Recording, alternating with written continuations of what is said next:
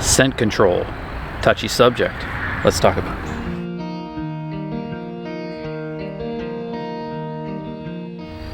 Hey everybody, welcome back to the channel.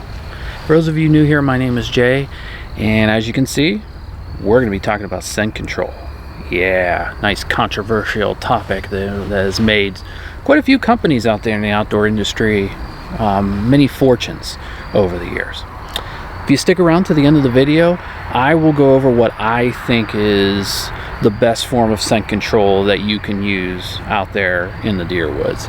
But first, I'm going to talk about the different tips and techniques of scent control that are out there today on the market and whether I believe in them or not. So, let's get to it. Hey guys, comment down below, let me know some other scent control tips that have really helped you out in the past. Something that you truly believe in or something that you think is just crazy. Let me know down below. Number one is a spray. I'm sure we've all used or seen these types of sprays before. There's quite a bit out there. This one is made by a company called Shield. This is just what I have been using lately. And the idea is if you spray yourself, all your garments and everything, anything really that has cloth on it, you're gonna eliminate your scent, and animals, presumably deer downwind of you, are not gonna get spooked because they can't smell you. Do I think this is 100%? No, I do not. Why do I use it then?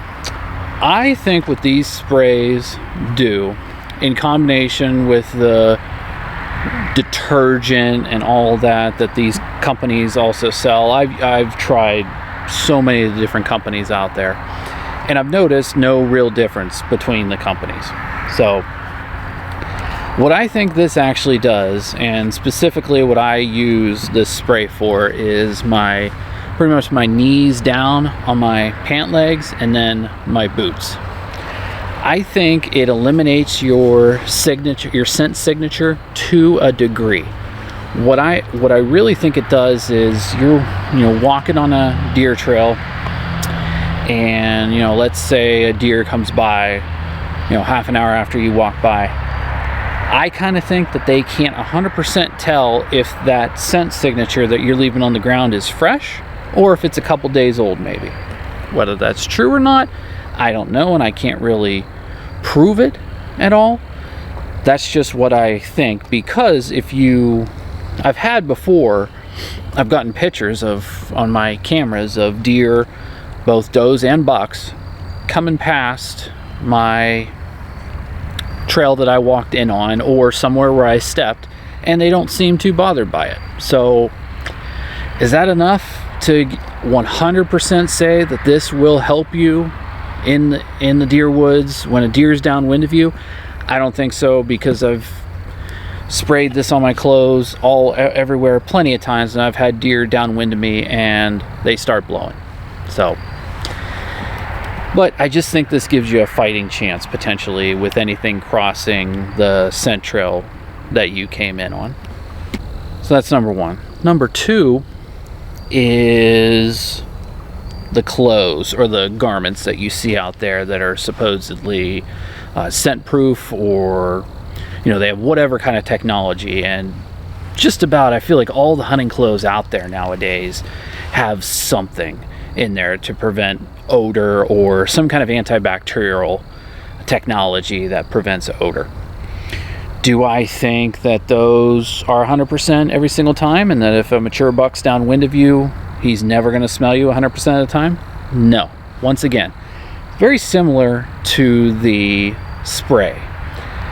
I just don't think that you can eliminate your signature, your entire scent signature, that way 100% of the time. You may get lucky some of the time, but I just don't see how clothing, because as you're putting it on, think about this, as you're putting it on, there's scent on your hands, your arms, your ears, your head, hair, and that's getting on that clothing. I feel like it's impossible to not get your scent somewhere on that clothing, even if it is keeping everything inside.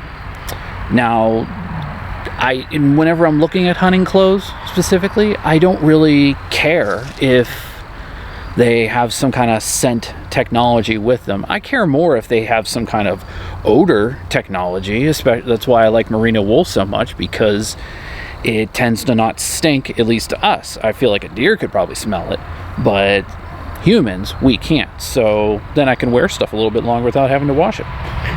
Number 3, scent tip. You'll see these out there a lot. Those ozone generators. There's a bunch of companies that make them.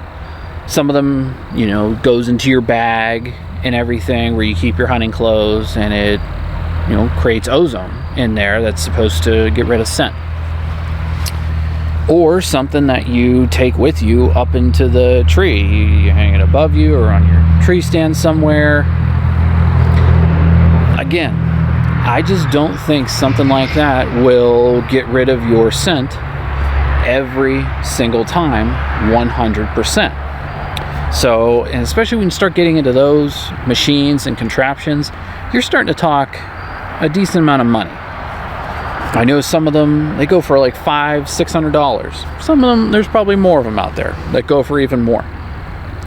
To me, that's just something to suck your money away, and I feel like that money could be spent better off somewhere. Getting, you know, you have an extra $500-$600, just imagine what you could actually spend that money on that would actually be useful to you for hunting. Upgrade your broadheads, arrows, different clothes, or better boots, something to keep you more warm. When we're dealing with mature bucks specifically, and really even does, mature does too, because I feel like sometimes mature does can be just as smart.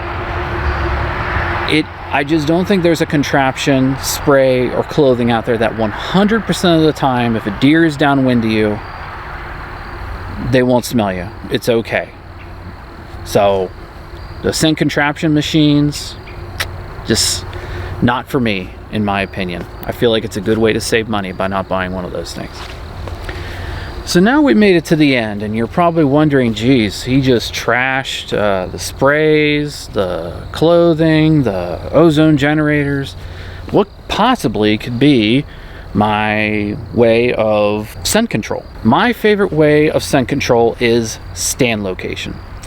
If you put your stand location in a spot and, you know, wind's coming in your face, going back over you, if you're blowing your scent into a non-deer area, somewhere where you don't expect deer to be, then deer should never smell you or get downwind to you. I'll give you an example, because you're probably thinking, oh, deer can come from anywhere. And that's 100% true. That's why I'm saying this isn't 100%, but at least for me, since I started doing it this way, I'd say it's in the upper 90 percentage that this works. So on the small private piece that I hunt, there's a stand. I call it the backside of the ridge stand. It's a crazy access to come in. I come in on a really steep cliff. I call it a cliff. It's not really a cliff, but it's really freaking steep. And there's no deer trails. There's nothing. It's big open hardwoods on the cliff itself. And deer never travel this thing because of how steep it is and how open it is. Maybe they travel it at night. That's definitely possible. But there's no consistent traffic. So if I'm coming in through that way, climb up into my stand, blowing my scent behind me, deer never are going to be able to smell me because they're not even there. I'm focused on the deer trail and the bedding area that's about 60 yards up the hill from me. So think about something like that with scent control. If you're on the fence about, oh, should I buy this spray or should I buy this clothing or this contraption machine, just think twice about it. If you got the money to spend, you just want to spend it, go for it. Be my guest. By all means, do it. But if you're really considering it, really weighing the options, think about placing stand placement.